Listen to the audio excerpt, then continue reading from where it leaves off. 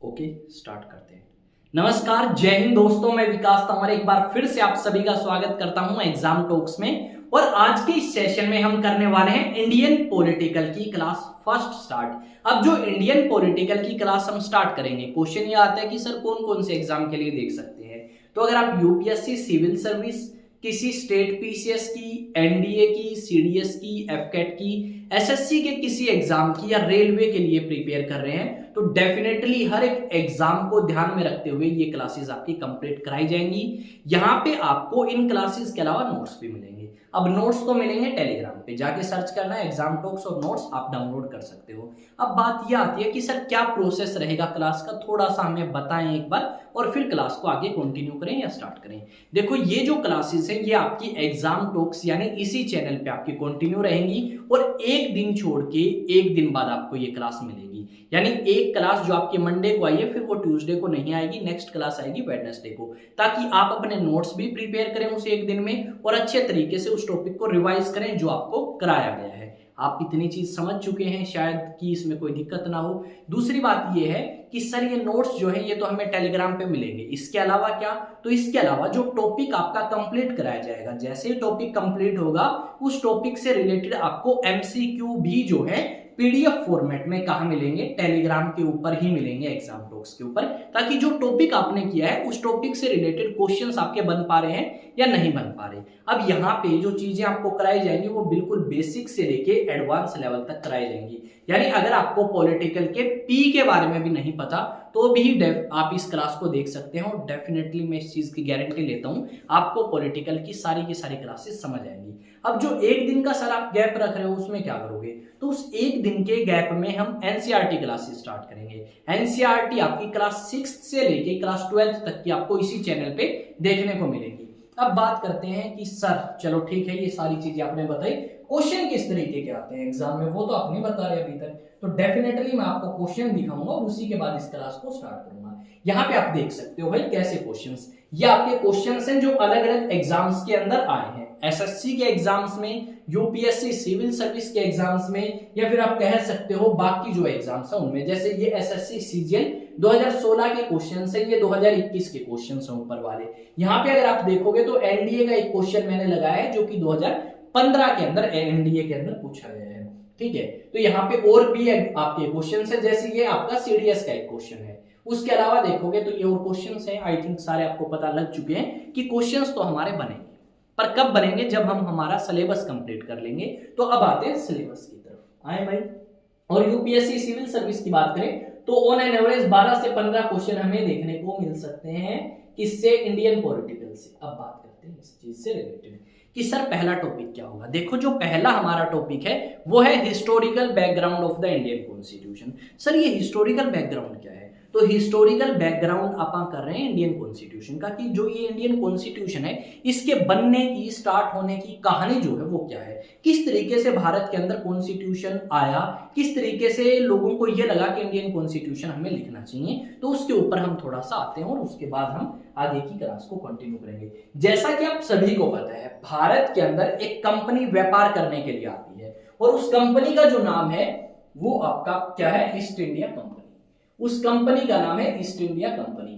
अब ये कंपनी 1600 में बनी ब्रिटेन के अंदर, और ये कंपनी कहती है वहां की महारानी से कि आप हमें परमिशन दे व्यापार करने की।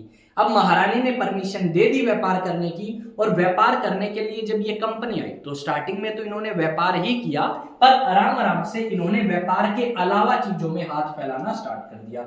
जैसे इन्होंने आपस में राजाओं को लड़ाना स्टार्ट किया। अब आपस में जब राजा लड़ रहे हैं तो उसी चीज का फायदा इस कंपनी ने उठाया और उन राजाओं को हटा के खुद उस एरिया के ऊपर कब्जा कर लिया, यानी भारत की जमीन के ऊपर इस कंपनी ने कब्जा कर लिया। जब ये कंपनी भारत के अंदर कब्जा करना स्टार्ट करती है तो ब्रिटेन की महारानी को थोड़ा सा डर लगने लगता है कि कभी ये कंपनी ज्यादा पावरफुल ना हो जाए, और इसी कंपनी को रेगुलेट या कंट्रोल करने के लिए अलग अलग कानून पास किए गए। जैसे 1773 में, 1781 में, 1784 में, अलग अलग सालों में अलग अलग कानून आते रहे, और उन कानूनों में कुछ बातें लिखी ईस्ट इंडिया कंपनी के लिए, और यहीं से कहानी स्टार्ट होती है हमारे इंडियन कॉन्स्टिट्यूशन की, आप कह सकते हो भारत के संविधान की, क्योंकि बहुत सारे आइडियाज यहीं से उठाए गए हैं। ऐसी चीजें जो उस समय ब्रिटेन के पार्लियामेंट ने पास करी थी, उनमें से कुछ ऐसी चीजें आपको आज भी मिलेंगी जो भारत के संविधान में एग्जिस्ट करती हुई नजर आएंगी। जैसे हाई कोर्ट की बात कर लें, जैसे सुप्रीम कोर्ट की बात करें, ऑर्डिनेंस पावर की बात करें, पहले वॉइसरॉय के पास थी, अब प्रेसिडेंट के पास है।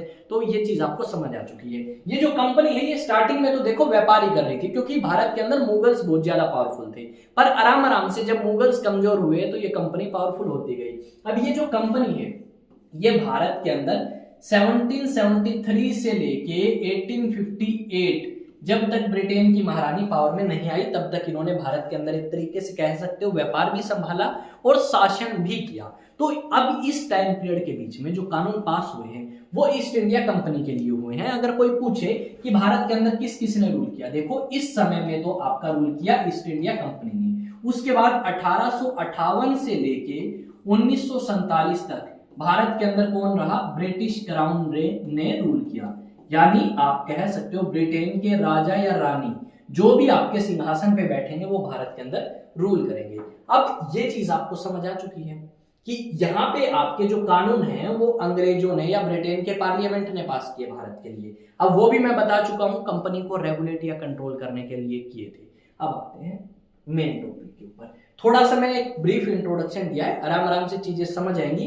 अगर आप सोचो कि मैंने 1 मिनट क्लास स्टार्ट करी और 1 मिनट में ही सब कुछ मेरे को आ जाए इंडियन पॉलिटिकल का और मैं आराम से पेपर दूं और मेरा सिलेक्शन हो और मैं सरकारी नौकरी लगूं, तो वो चीज तो पॉसिबल है नहीं। कहीं पे भी जा सकते हो आप, आपको टाइम देना पड़ेगा। अगर आप टाइम देते हो, कॉन्स्टेंट आप लगे रहते हो उस काम के ऊपर, तो आपका सिलेक्शन भी होगा। जो आप काम करना चाहते हो वो काम आप कर सकते हो। अब टॉपिक का नाम है भाई हिस्टोरिकल बैकग्राउंड। नोट्स बनाना चाहें बना सकते हैं, अगर नोट्स नहीं बनाना चाहते तो आप इस पीडीएफ को टेलीग्राम से ले सकते हैं और इंस्टा पे भी जाके एग्जाम टॉक सर्च करें और मिल जाऊंगा मैं आपको।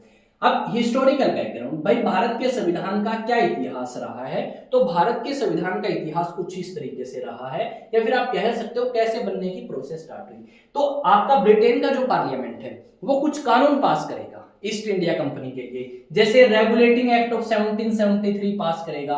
उसके बाद एक्ट ऑफ 1781 करेगा, पर वो इंपॉर्टेंट नहीं था तो मैंने नहीं लिखा। फिर पिट्स इंडिया एक्ट 1784 करेगा।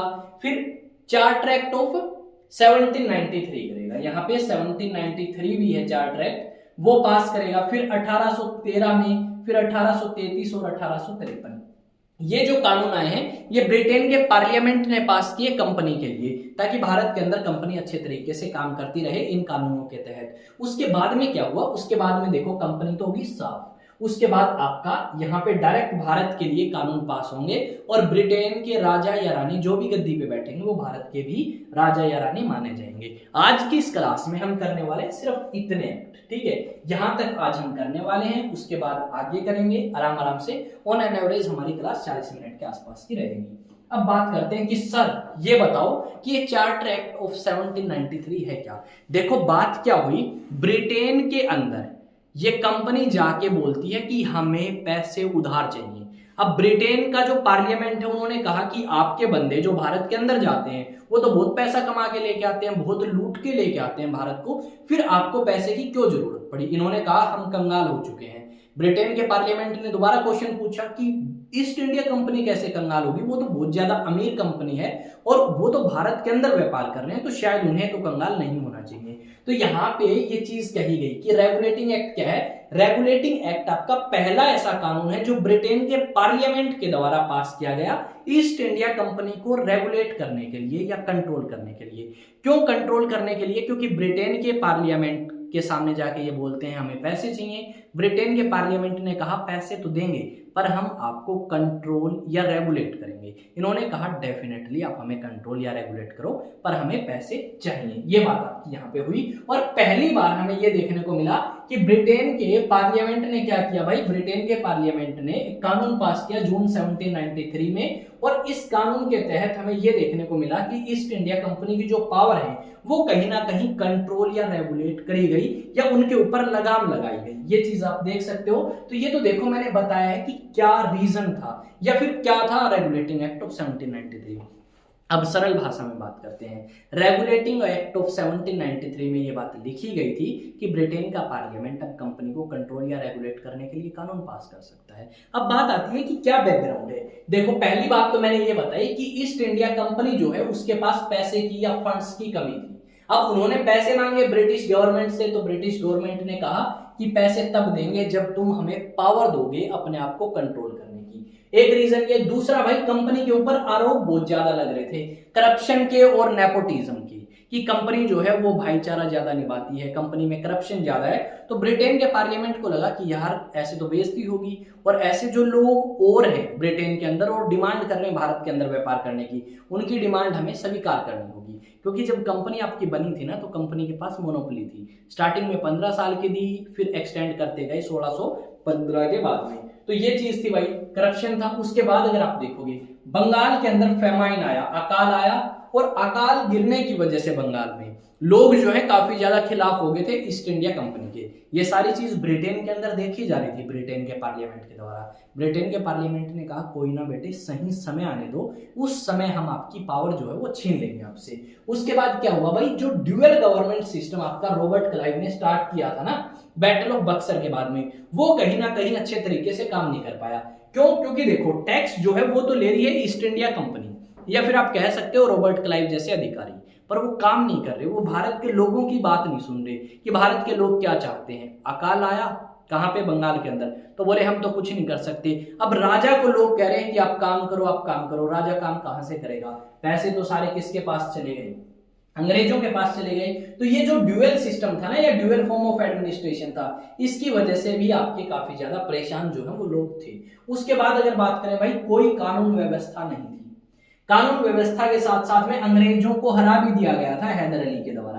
तो भारत के लोगों ने सोचा कि भाई हाँ, हम भी आवाज उठा सकते हैं। साथ में ब्रिटेन के पार्लियामेंट ने भी कहा कि यार ये तो कंपनी में कमियां ही बहुत हैं, इन कमियों को तो सुधारना जरूरी है, अदरवाइज ये कंपनी तो कल को डूब भी सकती है। तो इस करके कानून पास किए गए। क्यों किए गए? कंपनी में कमियां बहुत थी, और उन कमियों को सुधारने के लिए, आप कह सकते हो इस कंपनी की कमियों को खत्म करने के लिए आपका कानून जो है वो पास किया गया, जिसका नाम था रेगुलेटिंग एक्ट ऑफ 1773। अब इस कानून में क्या कहा? इस कानून में ब्रिटेन के पार्लियामेंट ने लिखा कि भाई ये जो कंपनी है, इस कंपनी के अंदर गवर्नर ऑफ बंगाल अलग है, बॉम्बे अलग है, और गवर्नर ऑफ मद्रास अलग है। अब हम क्या करेंगे, जो गवर्नर ऑफ बंगाल है उसकी डेजिग्नेशन चेंज कर देंगे, और अब उसी गवर्नर ऑफ बंगाल को गवर्नर जनरल ऑफ बंगाल बोलेंगे।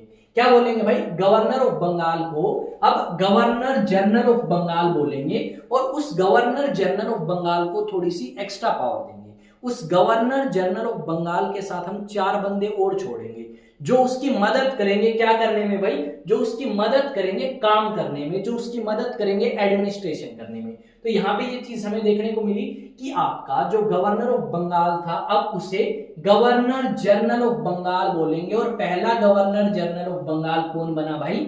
वॉरेन हेस्टिंग्स जो है वो प्रथम या first governor general of Bengal बने। अब बात आती है कि सर ये भी बताई दें कि फर्स्ट गवर्नर ऑफ बंगाल कौन बना था? फर्स्ट गवर्नर ऑफ बंगाल कौन बना था? तो फर्स्ट गवर्नर ऑफ बंगाल की बात करें तो वो था मिस्टर रॉबर्ट क्लाइव, या लॉर्ड रॉबर्ट क्लाइव बोलते हैं भाई ये तो अपने आप को, ठीक है, समझ आ गई। इस कानून में लिखा गया कि देखो, बॉम्बे वाले कुछ अलग कर रहे हैं, मद्रास का गवर्नर कुछ अलग कर रहे हैं, और साथ में कोलकाता या आपका बंगाल का गवर्नर कुछ अलग कर रहे हैं, तो क्यों ना इनको एक साथ कर दिया जाए। अब ये जो पावर अलग अलग है, इसको एक जगह लेके आया जाए।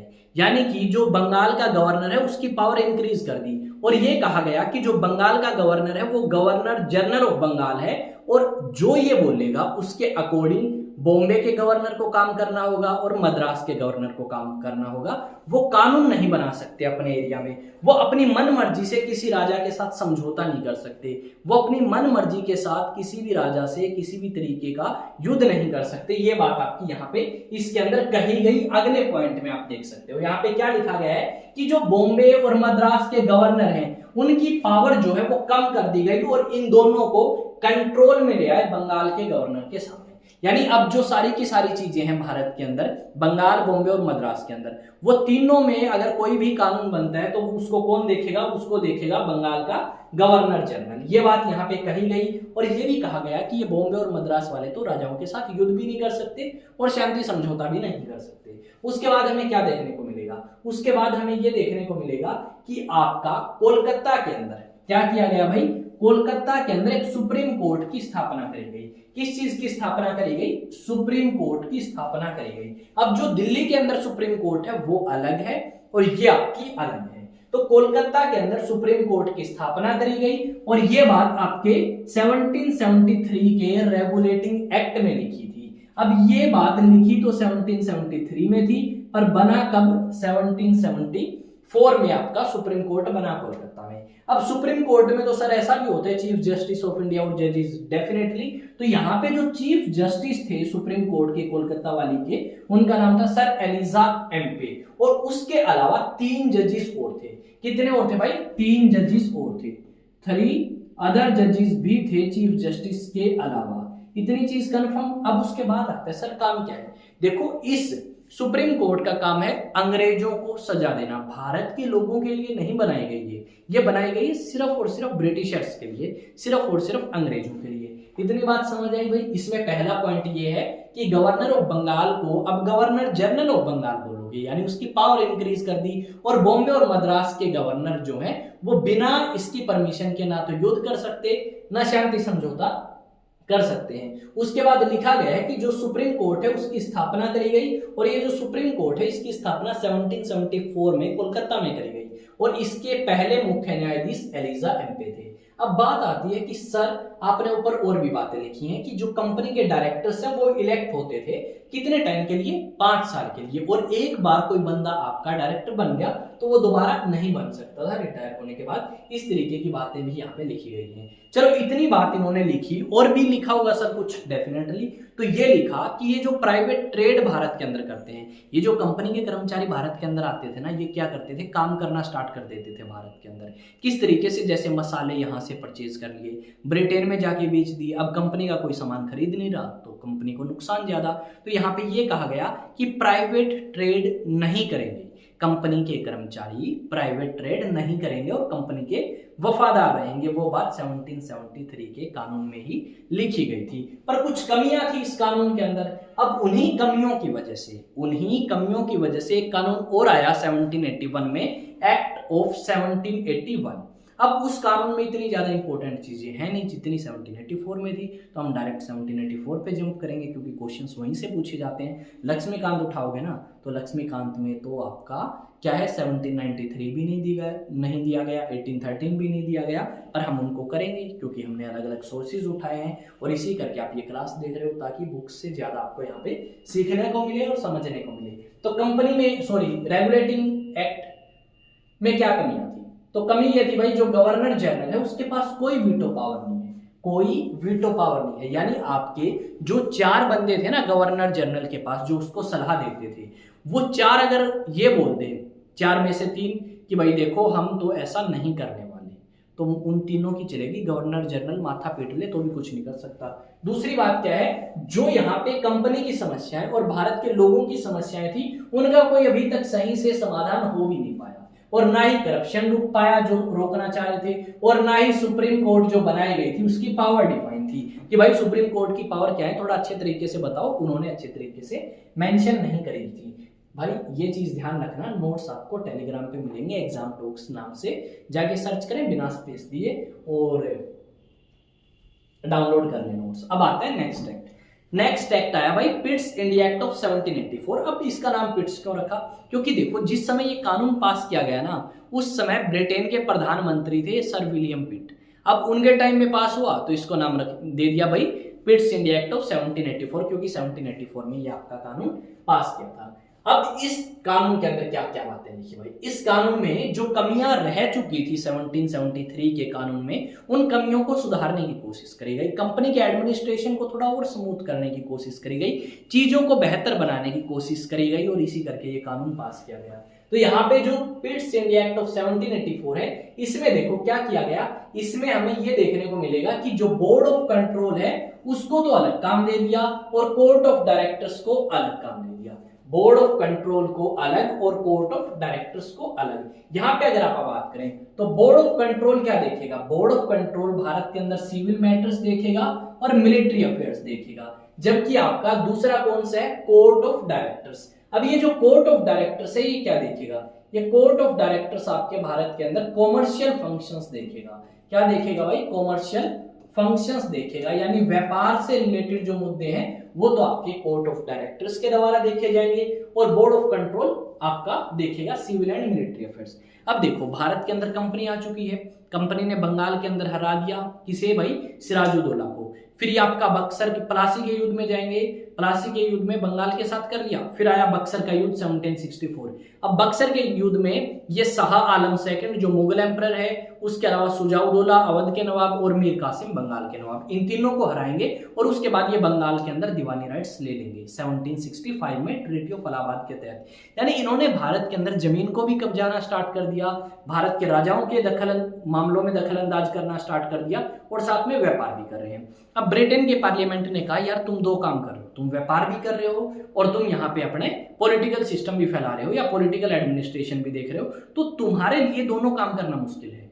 दोनों काम करोगे ज्यादा करप्शन करोगे, व्यापार भी तुम कर रहे हो प्रशासन भी तुम देख रहे हो, तो तुम्हें अलग करते हैं। पॉलिटिकल फंक्शंस के लिए अलग और आपका कॉमर्शियल फंक्शंस के लिए अलग डिपार्टमेंट बनाया गया, board of control and court of directors. इतना समझ आ चुका है। बोर्ड ऑफ कंट्रोल जो है वो क्या देखता है, बोर्ड ऑफ कंट्रोल जो है वो सिविल एंड मिलिट्री अफेयर्स देखेगा, जबकि court of directors commercial function देखेगा। जैसे पहले भाई क्या होता था, सीडी होती थी जिसे कॉम्पैक्ट डिस्क भी बोला जाता है, C for commercial, D for directors, यानी court of directors commercial function देखेंगे। और दिल्ली में एक जगह है सीपी कनॉट पैलेस, तो इसमें हम ऐसे याद कर लेंगे, बोर्ड ऑफ कंट्रोल क्या देखेगा, पॉलिटिकल फंक्शंस देखेगा। इतना समझ आ गया। और यही चीज आपकी क्या कहलाती है, ड्यूअल सिस्टम कहलाती है। क्या कहलाती है भाई, ड्यूअल सिस्टम जो है वो कहलाती है। समझ आ चुका है, इतना डेफिनेटली आपको समझ आया होगा। अब बात करते हैं आगे की तरफ। तो यहाँ पे देखो इन्होंने क्लियरली ये तो मेंशन कर दिया, और यहाँ पे इस कानून में ये भी देखने को मिलेगा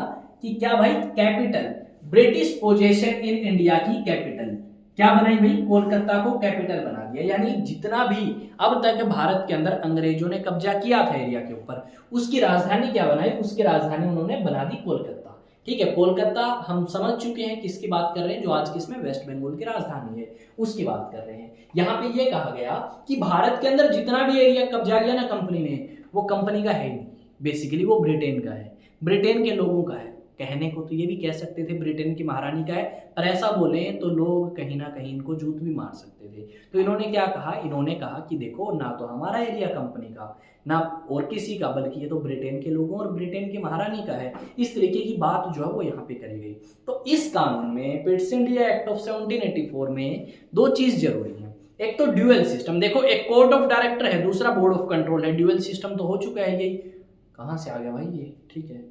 दूसरी चीज क्या है भाई, board of control, court of director, ये ड्यूअल सिस्टम कहलाती है। बोर्ड ऑफ कंट्रोल का क्या काम है और कोर्ट ऑफ डायरेक्टर का क्या काम है, याद रखोगे।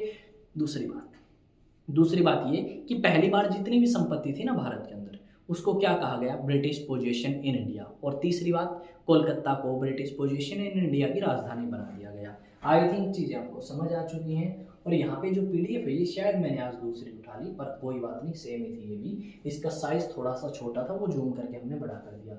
अब ये चीज बताइए भाई, कॉमर्शियल फंक्शन जो है वो अलग को दे दिए और पॉलिटिकल फंक्शंस आपके अलग को दे दिए। पहली बार British position in India word या शब्द का इस्तेमाल किया गया या टर्म का इस्तेमाल किया गया कि ब्रिटेन की कंपनी के द्वारा या ईस्ट इंडिया कंपनी के द्वारा जितना भी एरिया कब्जाया गया है वो किसका है, वो ब्रिटेन का है, ना कि फ्रांसीसियों का, पुर्तगालियों का, डच का, स्पेनिश का, किसी का नहीं है, ब्रिटेन का है। यहाँ पे क्या कहा गया कि जो भारत के अंदर, क्या भाई, जो भारत के अंदर कंपनी ने कंट्रोल कर रखा है ना एरिया, उसके ऊपर डायरेक्ट कंट्रोल है ब्रिटिश गवर्नमेंट का। ब्रिटिश गवर्नमेंट की बात करें तो ब्रिटेन का पार्लियामेंट, ठीक है।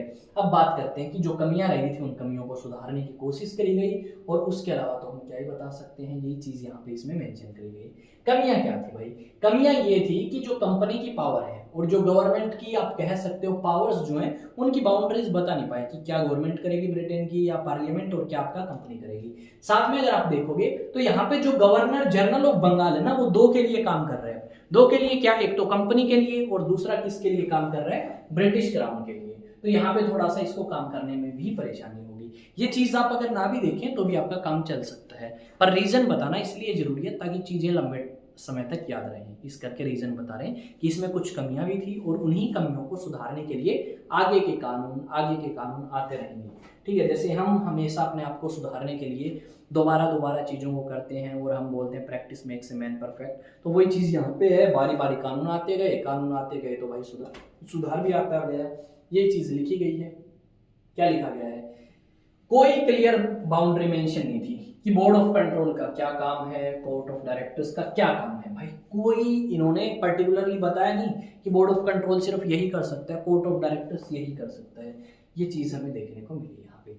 फिर आया चार्टर एक्ट ऑफ 1793। भाई इंपॉर्टेंट नहीं है, वैसे बता देता हूँ। उस चार्टर एक्ट ऑफ 1793 में ये कहा गया, अगर कोई भी कंपनी का कर्मचारी भारत को छोड़ के जाता है तो उसे बताना होगा भारत को छोड़ने से पहले, उसे भारत के अंदर आते ही ये खुलासा करना होगा मेरे पास संपत्ति कितनी है, मेरे पास प्रॉपर्टी कितनी है। तीसरी बात उसमें ये कही गई थी कि जितने भी कंपनी के कर्मचारी हैं, उन कंपनी के कर्मचारियों की तनख्वाह भारतीय रेवेन्यू से ही दी जाए। भारत से जो टैक्स इकट्ठा होता है उसी से वो तनख्वाह दी जाए, अलग से कोई पैसा नहीं आएगा ब्रिटेन से। ये बात चार्टर एक्ट ऑफ 1793 में कही गई थी। क्वेश्चन नहीं पूछा गया और लक्ष्मीकांत में भी नहीं दिया गया। अभी आप कहोगे तो लक्ष्मीकांत यही पढ़िए मेरे साइड में कि भाई लक्ष्मीकांत है, देख रहे हो सभी? ठीक है, ये देख लो भाई। ठीक है, अब बात करते हैं डीडी बसु भी पढ़िए, वो थोड़ी साइड में है तो वरना उसमें भी दिखा देता। उसमें तो भाई 1858 से पहले की एक्ट ही नहीं दे रखी। ठीक है, इसमें चलो इतनी तो रहमत करिए, इन्होंने दे रखी हैं, उसमें तो दे ही नहीं रखे भाई। देखो ये 7 चैप्टर स्टार्ट हो गया, 1 minute. First page historical background दिख चुका है? ओके, 1 सेकेंड भाई, यहाँ पे देखना दिख रहा है कुछ? 1813 भी नहीं दिख रहा होगा, 1793 भी नहीं दिख रहा होगा। ठीक है, दिखे तो वही बता दियो। ठीक है, देख लिया ना। अब बात करते हैं, पानी पी लेते हैं एक बार।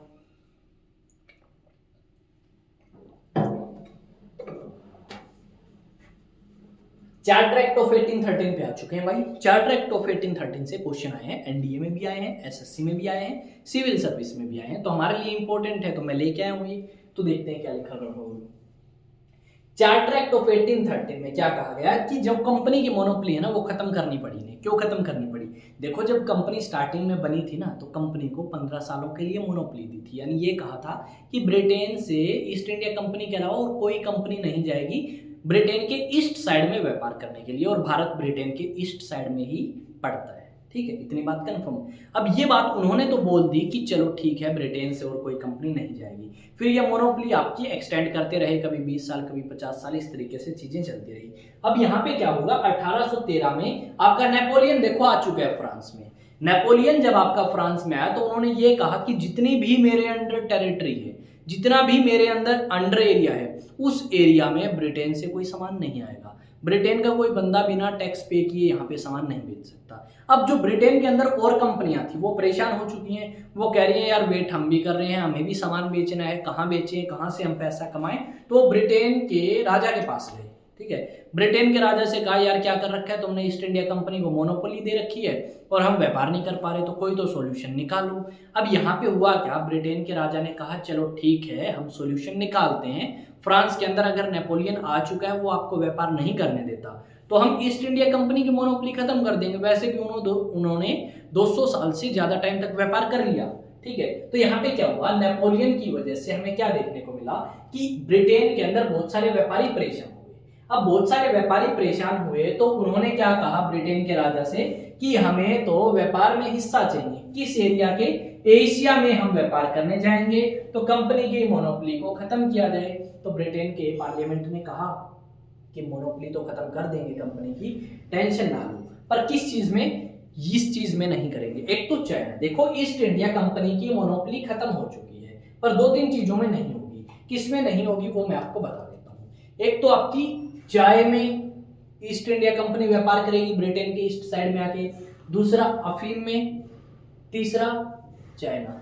तो इन तीन चीजों का व्यापार, क्या तोड़ दिया भाई बार, इन तीन चीजों में व्यापार सिर्फ ईस्ट इंडिया कंपनी करेगी ब्रिटेन से ईस्ट साइड में आके। चाय, अफीम और चाइना, ये तीन चीजें। ईस्ट इंडिया कंपनी की मोनोपोली खत्म हो चुकी है, तीन चीजों को छोड़ के। इंपॉर्टेंट पॉइंट है भाई। नेक्स्ट आओ भाई, नेक्स्ट क्या कहा गया है, नेक्स्ट यहाँ पे ये कहा गया है कि आपकी जो इंडियन कोर्ट्स हैं उनको ज्यादा पावर दी गई, कि आपके जो यूरोपियंस भारत के अंदर आते हैं ना और वो कोई बकवासबाजी करें तो उनको आप लपेट सकते हो, ठीक है, ये चीज यहाँ पे कही गई। अब देखो कंपनी को हो चुके हैं 200 साल। ब्रिटेन के राजा बोले यार क्या कर रहे हो, 200 साल से ज्यादा तुम्हें हो चुके हैं, तुम्हें पैसे के अलावा और कुछ भी नहीं दिखता, तुम कम से कम जाके वहां पे क्रिश्चियनिटी ही फैलाओ। तो यहाँ पे क्या किया गया, यहाँ पे हमें ये देखने को मिला कि आपके इस कानून में लिखा गया कि जो क्रिश्चियन मिशनरीज हैं वो भारत के अंदर आ सकते हैं। ना सिर्फ आ सकते हैं बल्कि लोगों को बता भी सकते हैं कि भाई देखो हम ईसाई हैं, तुम भी ईसाई बनो, और अगर तुम ईसाई बनोगे तो उससे फायदा होगा। किसे फायदा होगा, तुम लोगों को फायदा होगा, तुमसे टैक्स कम लेंगे, तुम्हें पैसे भी दे देंगे कभी जरूरत पड़ी। तो इस तरीके की चीजें यहाँ पे क्रिश्चियन मिशनरीज ने आके कही। अब ये ऐसा क्यों करना चाहते थे, ये इसलिए करना चाहते थे कि अगर भारत के लोग भी ईसाई बन जाते हैं तो उन्हें व्यापार करने में आसानी होगी और ब्रिटेन की महारानी बहुत लंबे समय तक भारत के अंदर व्यापार कर सकेगी। इस करके इन्होंने ये हथकंडा अपनाया, इस करके ये चीज इनके दिमाग में आई कि ईसाइयत फैलाओ भारत के अंदर, भारत के लोग ईसाई बनेंगे, ईसाई बनेंगे तो फायदा किसे होगा, फायदा होगा ब्रिटेन को और ब्रिटेन की कंपनी को। पर यहाँ पे भारत के लोग थोड़ा सा तो करते हैं कन्वर्ट, पर इतना ज्यादा नहीं करते। आज भी बहुत सारे लोग हैं जो आपके ईसाई हैं, हमें पता भी नहीं है, हमारे आसपास में भी है। मैं एक एकेडमी पे जाता था, वहाँ पे क्या हुआ, एक लेडीज थी पियोन और वो क्रिश्चियन थी, ठीक है, उनसे शायद फ्राइडे की बात होंगी वो, और उन्होंने कहा कि आज तो मैं नहीं आ पाऊंगी, मेरे को कहाँ जाना है, चर्च में जाना है, और उस टाइम शायद कोई था गुड फ्राइडे वगैरह, तो वो सारी चीज़ें। पंजाब में बहुत सारे लोग क्रिश्चियनिटी में कन्वर्ट कर रहे हैं, पर ना सिर्फ पंजाब में, नॉर्थ ईस्ट के राज्यों में जाओ, नागालैंड, मणिपुर, मिजोरम, बहुत सारे लोग ऐसे हैं जो क्रिश्चियनिटी में कन्वर्ट कर चुके हैं। और उसके कुछ रीजंस हैं, आप कह सकते हो अंग्रेजों के टाइम के भी और उसके बाद के भी, ये चीज़ यहाँ पे हमें देखने को मिली। उसके बाद अगर आप बात करें तो उसके बाद क्या कहा गया, कंपनी ने या कंपनी को निर्देश दिया गया ब्रिटेन के पार्लियामेंट के द्वारा, बोले भाई क्रिश्चियन मिशनरीज भेजो, उनसे ईसाई धर्म फैलाओ। दूसरा क्या है, भारत के लोगों को अंग्रेजी सिखाओ। देखो अंग्रेजी सीखेंगे तो वो तुम्हारे लिए काम करेंगे। एक वफादार, कुछ ऐसे लोग तैयार करो जो बिल्कुल वफादार हो और तुम्हें जरूरत में काम आए, और ये लोग काम भी आए। कंपनी ने क्या कहा, कंपनी ने कहा कि भाई चलो हम तुम्हारी बात मान लेते हैं। ब्रिटेन के पार्लियामेंट ने कंपनी को क्या कहा कि तुम्हें 1 लाख रुपए भारत के लोगों की शिक्षा के लिए खर्च करने होंगे। कंपनी ने हाँ बोल दिया कि डेफिनेटली करेंगे, 1 लाख रुपए खर्च हमारे बचेंगे। क्यों, जो बंदे हम ब्रिटेन से बुलाते हैं काम करने के लिए वो ज्यादा सैलरी लेते हैं, तो इससे अच्छा है भारत के लोगों को ये अंग्रेजी सिखा दें, काम इनसे करवा लेंगे, सैलरी कम दे देंगे, वहां बच जाएंगे हमारे। तो 1 लाख रुपए एजुकेशन वाला बहुत ज्यादा इंपॉर्टेंट पॉइंट है। और प्रीवियस ईयर क्वेश्चन है नेशनल डिफेंस एकेडमी का, और नेशनल, एक सेकेंड, हाँ,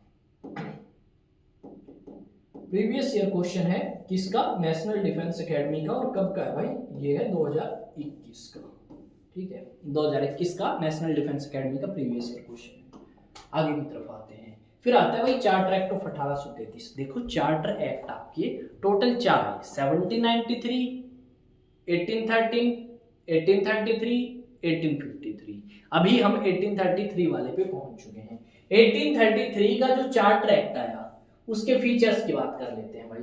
इसमें क्या कहा गया कि जो कंपनी की मोनोपोली थी उस कंपनी की मोनोपोली को खत्म ही कर दिया, कंपनी की मोनोपोली को पूरे तरीके से खत्म कर दिया, और चाइना के साथ जो व्यापारिक रिश्ते थे वो भी आपके खत्म कर दिए गए। दूसरी बात क्या है, कंपनी भारत के अंदर व्यापार भी करती थी और एडमिनिस्ट्रेशन भी देखती थी, अब इस चीज को खत्म कर दिया। कंपनी को कहा कोई व्यापार नहीं देखोगे, तुम सिर्फ और सिर्फ एडमिनिस्ट्रेशन देखोगे भारत के अंदर। तो कंपनी क्या बन चुकी है, सिर्फ और सिर्फ एक पॉलिटिकल ऑर्गेनाइजेशन के रूप में रह चुकी है, या फिर कह सकते हो सिर्फ और सिर्फ कॉमर्शियल फंक्शन तो देखेगी नहीं, और सिर्फ क्या देखेगी, एडमिनिस्ट्रेशन देखेगी। ये बात यहाँ पे लिखी है, कॉमर्शियल फंक्शंस कंपनी के बंद और एडमिनिस्ट्रेशन फंक्शंस सिर्फ देखेगी कंपनी। उसके बाद क्या कहा गया कि देखो पहले तो क्रिश्चियंस आए थे भारत के अंदर, अब ये कहा कि अगर कोई भी इंग्लैंड से बंदा आके भारत के अंदर सेटल होना चाहता है तो हो, कोई प्रॉब्लम नहीं है, पर इंपॉर्टेंट पॉइंट नहीं है हमारे एग्जाम के लिए, बस थोड़ा सा पता होना चाहिए। यहाँ पे ये कहा गया कि ये जो ब्रिटिश है,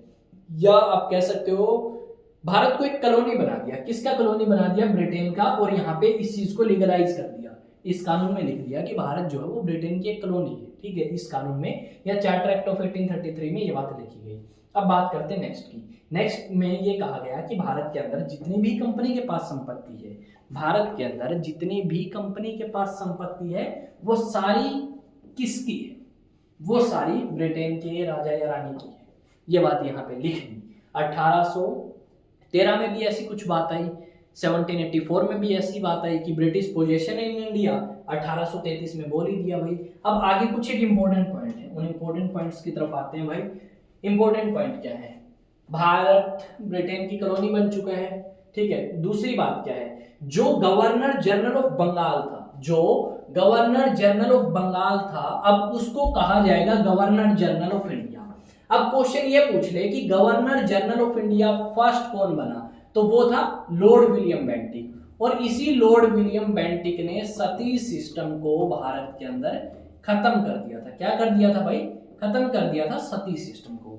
गवर्नर जनरल ऑफ बंगाल को अब गवर्नर जनरल ऑफ इंडिया कहेंगे, क्योंकि इस टाइम तक भारत के अधिकतर हिस्से के ऊपर कंपनी ने कब्जा कर लिया था। ये बात आपकी 1833 के कानून में लिखी गई है कि सती सिस्टम खत्म किया governor general of India Lord William Bentinck ने, और प्रथम गवर्नर जनरल ऑफ इंडिया ये बने। यहाँ पे ये देखने को मिला कि कंट्री अब आपकी यूनिफाई हो चुकी है, या सिर्फ कह सकते हो सारे के सारे। पहले क्या था भाई? भारत के अलग अलग हिस्सों में थोड़ा अलग अलग कानून टाइप बनते थे। अब क्या किया गया? अब आपका एक ही बंदा है, इसके पास पूरी पावर है, और यही पूरे भारत के लिए कानून बनाएगा, जिसको बोलेंगे गवर्नर जनरल ऑफ इंडिया। और जो बॉम्बे और मद्रास के पास लेजिस्लेटिव पावर थी ना, थोड़े बहुत कानून बनाने की अपने एरिया में, कि उन्होंने अपने एरिया में कुछ कानून बना लिए, मद्रास में कुछ अलग बना लिए, अब वो नहीं बना सकते। अब जो भारत के गवर्नर जनरल हैं वो कानून बनाएंगे, वही पूरे भारत में लागू होंगे। ऐसा नहीं है कोलकाता में अलग कानून, बंगाल में अलग और मद्रास में अलग, ऐसा नहीं होगा। ठीक है, इतना हो चुका है।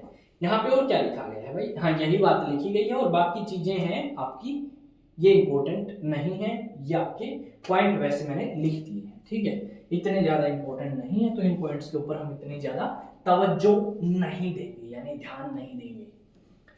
लॉ कमीशन बनाया गया भाई। यहाँ पे इंडियन लॉज को लिखा जाना स्टार्ट किया, इंडियन लॉज आपके कोडिफाई किए गए, और यहाँ पे पहला लॉ कमीशन बना। पहला लॉ कमीशन तो बना, पर उसके अध्यक्ष कौन बने? Lord Macaulay. Important point, first law commissioner कौन थे? लॉर्ड मैकुले थे। और इंडियन लॉज को कोडिफाई किया गया चार्टर एक्ट ऑफ 1833 के तहत, इतना याद रखोगे। और लॉ कमीशन की स्थापना करी गई, यही बात लिख रखी है यार बारी बारी। ठीक है, तो इस चीज को थोड़ा और शॉर्ट करेंगे और कम करने की कोशिश करेंगे नोट्स में, कि चीजें कम हो और अच्छी भी हो।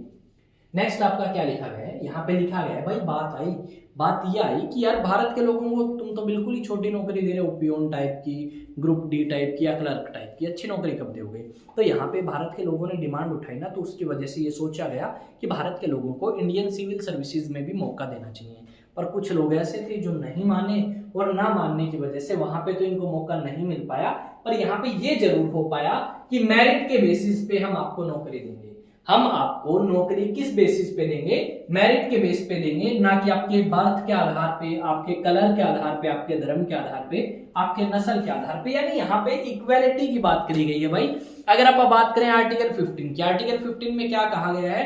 Abolition of discrimination on the basis of religion, race, caste, gender, place of birth. 5 चीजें। तो उसी तरीके की फीलिंग हमें ये चीज देख के आ रही है। इक्वालिटी की बात कर रहे हैं कि नौकरी में मौका देंगे सबको, पर मेरिट बेसिस पे। स्लेवरी सिस्टम खत्म कर दिया। 1833 के कानून में लिखा गया कि भाई चलो स्लेवरी सिस्टम तो हम खत्म करेंगे, सती सिस्टम हो ही चुका है। अब यहाँ पे वैसे अगर देखोगे तो अबोलिशन ऑफ स्लेवरी एक्ट आया था 1843 में। 1843 में एक्ट आया था, ठीक है। और उस समय लॉर्ड एलनब्रोक क्या थे? भारत के गवर्नर जनरल। कौन थे? लॉर्ड एलनब्रोक, ठीक है। अब ये लॉर्ड एलनब्रोक जो हैं ये आपके गवर्नर जनरल ऑफ इंडिया थे और इन्होंने स्लेवरी सिस्टम को अबोलिश किया था भारत के अंदर। समझ आ चुकी है इतनी बात? आई थिंक समझ आ चुकी होगी कि स्लेवरी सिस्टम यहाँ पे खत्म कर दिया गया था। इतनी चीज हो चुकी है, भारत के अंदर 1843 में कानून आया और स्लेवरी सिस्टम को खत्म कर दिया गया। यहाँ पे हमने ये भी देखा कि सेंट्रलाइजेशन ऑफ पावर हो चुका है एक तरीके से, क्योंकि देखो बॉम्बे और मद्रास की पावर छीन ली, और पावर छीन के अगर किसी एक बंदे के पास आई इसी तो सेंट्रलाइजेशन बोलते हैं। नेक्स्ट अगर बात करोगे तो कंपनी की आप कह सकते हो जो आपकी कॉमर्शियल फंक्शन है वो खत्म कर दिए थे। इसी तरीके की बातें जो है यहाँ पे लिखी गई हैं। मैंने नए नोट्स बनाए थे जिसमें एक दो चीजें रिपीट हुई थी, उन्हें काट दिया था या मैंने डिलीट कर दिया था। अब वो नोट्स जब मैंने स्टार्टिंग में देखा तो सेम पेज था, उसमें कुछ कटिंग नहीं थी। बाद के पेजेस में एक दो कटिंग थी, या फिर मैंने थोड़ा सा कम करने की कोशिश करी थी इसमें कंटेंट को। आई थिंक चीजें वही हैं, सेम है, इसमें कुछ ना कुछ आपको ज्यादा मिलेगा। तो दोनों नोट्स जो है वो मैं आपको प्रोवाइड करा दूंगा क्लास फर्स्ट के। अब बात कर लेते हैं भाई थोड़ी सी एक दो और जो हमारे लिए जरूरी है आप सभी के साथ करना। देखो ये है हमारी इंडियन पॉलिटिकल की क्लास फर्स्ट। इस क्लास फर्स्ट में हमने सिर्फ इतना जाना है कि अंग्रेजों ने भारत के अंदर आके व्यापार करना स्टार्ट किया और उस व्यापार के बाद भारत के एरियाओं के ऊपर कब्जा करना स्टार्ट किया। अब अंग्रेजों में भी ईस्ट इंडिया कंपनी आई थी। अब इस कंपनी ने जब भारत के अंदर व्यापार और अपना प्रशासन फैलाना स्टार्ट किया तो यहाँ पे ब्रिटेन के पार्लियामेंट को थोड़ा सा जेलस हुआ, और जब ब्रिटेन के पार्लियामेंट के पास यही कंपनी पैसे मांगने जाती है तो वो बोलते हैं हम आपको रेगुलेट करेंगे अगर आप हमसे पैसे लोगे तो। ब्रिटेन के पार्लियामेंट ने कहा कि चलो हम आपको रेगुलेट करेंगे और लोन भी देंगे, तो आपकी ईस्ट इंडिया कंपनी मान जाती है और फिर उसके लिए अलग अलग कानून आए, और इन्हीं कानूनों में से कुछ ऐसे कानून या मुद्दे हैं जो आज के समय हमें भारत के संविधान में नजर आएंगे। तो ये चीज हमने यहाँ पे समझी। हमारी एक क्लास और होगी हिस्टोरिकल बैकग्राउंड के ऊपर, फिर आपकी शायद एक और भी हो जाए, 3 लेक्चर्स या 2 लेक्चर्स में ये कंप्लीट होगा।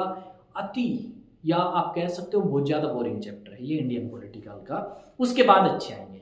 और यहाँ से क्वेश्चन आते हैं CDS, NDA, AFCAT, CAPF, assistant commandant, UPSC, SSC, CGL, railway, हर जगह क्वेश्चंस आते हैं। तो इस करके मैंने इसकी स्टार्टिंग करी है। नोट्स आपको मिल जाएंगे टेलीग्राम पे, आपको पहले भी मैं बता चुका हूँ कि टेलीग्राम के लिए आपको क्या करना होगा, जाके सर्च करना होगा एग्जाम टॉक्स बिना स्पेस दिए, और आप इन नोट्स का फायदा उठा सकते हैं। कोई चार्जेस नहीं है, ऐसा ना सोचें फ्री है तो बेहतरीन कंटेंट नहीं होगा। मैं गारंटी लेता हूँ आप लक्ष्मीकांत उठाओगे वहाँ पे भी इतनी चीज़ें नहीं बताई गई होंगी, रीजंस। आप डीडी बसु उठाओगे तो भी नहीं बताई गई होंगी जो आपको यहाँ पे देखने को मिलेंगे, और हर एग्जाम पॉइंट ऑफ व्यू से इंपॉर्टेंट हैं ये सारे के सारे टॉपिक्स। तो मिलेंगे एक नए सेशन में। चैनल आपका अपना है एग्जाम टॉक्स, इस पे सारी क्लासेस आएंगी, एनसीईआरटीज भी लेके आ रहा हूँ मैं, साथ में आपके प्रीवियस ईयर क्वेश्चंस भी आपको एग्जाम टॉक्स पे मिलेंगे, अलग से प्रैक्टिस सेट टॉपिक वाइज आपको वहाँ पे मिलेंगे, यानी एक फुल फ्लैश प्रिपरेशन आप कह सकते हो जीएस के लिए, वो आपको यहाँ पे मिलेंगी। तो यूपीएससी सिविल सर्विस 2026 को हम टारगेट करके चलेंगे और उसके लिए हम प्रिपरेशन करेंगे। तो आप भी थोड़ा सा अच्छे तरीके से रिस्पॉन्स शो करें कमेंट सेक्शन में, ताकि मैं कंटेंट और ज़्यादा बेहतर लेके आऊँ, आपके लिए और ज़्यादा मेहनत करूँ, और साथ में अगर वीडियो अच्छी लगे, थोड़ा बहुत समझ आए तो आप अपने दोस्तों के साथ शेयर करें। 1 या 2 क्लास में समझ ना भी आए तो आप कम से कम 3 क्लास आप लगा के देखें, उसके बाद चीज़ें आपको अच्छी लगेंगी, बेहतरीन लगेंगी और समझ आना भी स्टार्ट होगा। एक बॉन्डिंग जो है वो बन जाती है, क्योंकि जब पहली बार क्लास स्टार्ट होती है, किसी नए टीचर से आप पढ़ते हो तो आपको लगता है कि यार इसकी तो आवाज़ अलग है थोड़ी सी, इसका चेहरा थोड़ा सा अलग है जो पहले टीचर पढ़ाता था या जिसकी मैंने पहले क्लासेस देखी हैं, ठीक है। तो हेयर स्टाइल चेंज होगा, ड्रेसिंग सेंस अलग होगा, तो वो सारी चीज़ें हमें स्टार्टिंग में अलग लगती हैं, और उसी कारण थोड़ा सा कई बार हमें लगता है कि ना यार अच्छा नहीं समझा पाएगा, तो चेंज करते हैं, फिर दूसरी जगह तीसरी जगह। बैटरी यही है कि एक जगह एक बंदे में विश्वास करें और उसके साथ चलें स्टार्टिंग से लेके एंड तक, उसके सब्जेक्ट को लेके, और उससे आपको डेफिनेटली रिजल्ट देखने को मिलेगा। अब मिलेंगे नई वीडियो में एक नए टॉपिक के साथ, तब तक आप इस चैनल को सब्सक्राइब कर लें और जो आप करना चाहें करें। मिलते हैं नेक्स्ट वीडियो में। जय हिंद जय भारत, और नोट्स जरूर डाउनलोड करें जाके।